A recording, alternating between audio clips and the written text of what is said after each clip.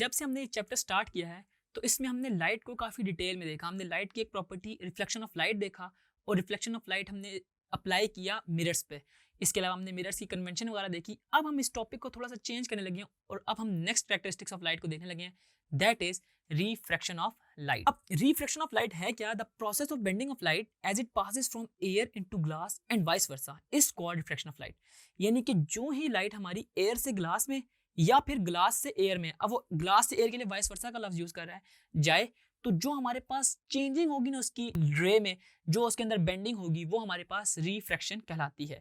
ठीक है, आपके सामने एक डायग्राम है, आप देख सकते हैं कि जो ही हमारे पास इंसिडेंट रे गिरती है आग के मीडियम के ऊपर, तो वो उस नॉर्मल के अक्रॉस थोड़ी सी डायरेक्शन को अपना चेंज कर लेती है और हमारे पास यहाँ पे ना ये जो है ना इसका एंगल ऑफ इंसिडेंस है, आप देख सकते हैं, इसको आई कह देते हैं।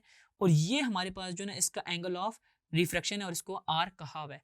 तो इनका एंगल ऑफ इंसिडेंस और एंगल ऑफ रिफ्रैक्शन जो है ना हमारे पास नॉर्मल के अक्रॉस बन रहा होता है। इसके एंगल ऑफ इंसिडेंस और एंगल ऑफ रिफ्रैक्शन डिपेंड कर रहा होता है हमारे पास मीडियम पे। तो इसके अंदर भी ना हमारे पास ना लॉ ऑफ रिफ्रैक्शन फॉलो हो रहा होता है।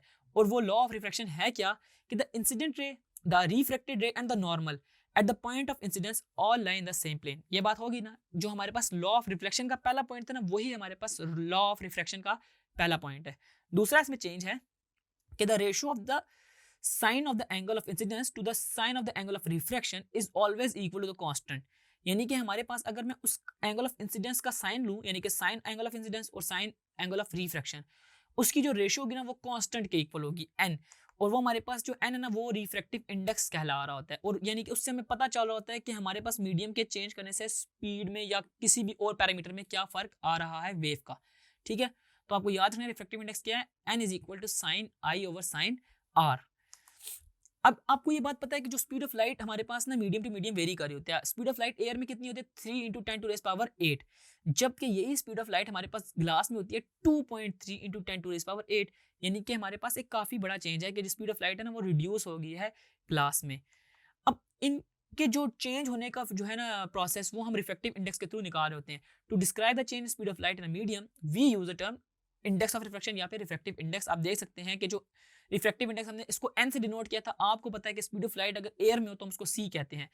तो n is equal to c over हमारे पास मीडियम के जो स्पीड ऑफ लाइट है हम उसको v कह रहे होंगे, तो n is equal to c over v। ये फार्मूला आपने याद रखना है और इसको हम यूज करेंगे अपने न्यूमेरिकल प्रॉब्लम्स में रिफ्रैक्टिव इंडेक्स को फाइंड करने के लिए या फिर इनकी स्पीड के डिफरेंसेस को फाइंड करने के लिए। तो आए एक एग्जाम्पल को सॉल्व करते हैं। कहते हैं जी, a ray of light enters from air into glass, the angle of incidence is 30 degree. हमारे पास जो एंगल ऑफ इंसिडेंस है ना वो कितना है, एंगल ऑफ इंसिडेंस वो है 30 डिग्री।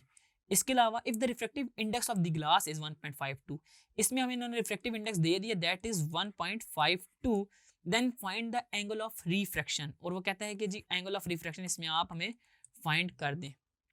अब आपको ये बात पता है कि जो हमारे पास रिफ्रैक्टिव इंडेक्स है ना, इसका फार्मूला है n is equal to sine i over sine are.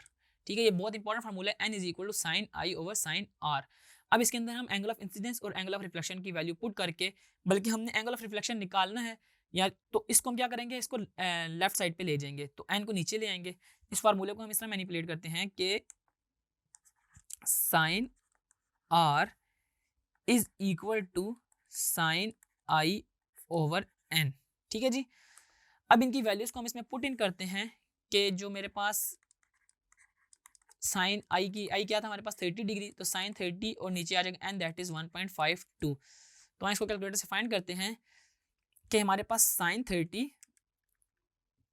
Over 1.52 आता है इक्वल 0.32 के।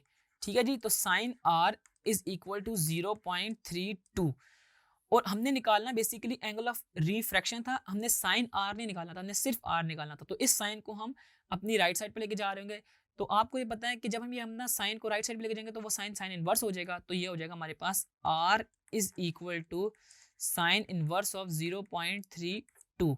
तो साइन इनवर्स के लिए आप शिफ्ट और साइन प्रेस करेंगे और इसके अंदर आप 0.32 लिख देंगे, तो आपके पास वैल्यू आएगी एंगल ऑफ रिफ्रैक्शन की, दैट इज 19.2 डिग्री। ठीक है जी। तो यूं आपने देखा कि अगर आपके पास एंगल ऑफ इंसिडेंस और रिफ्रैक्टिव इंडेक्स गिवन हो तो आप एंगल ऑफ रिफ्रैक्शन निकाल लेते हैं, या अगर आपके पास एंगल ऑफ इंसिडेंस और एंगल ऑफ रिफ्रैक्शन दोनों गिवन हो तो आप रिफ्रैक्टिव इंडेक्स निकाल लेते हैं by using n = sin I/sin r।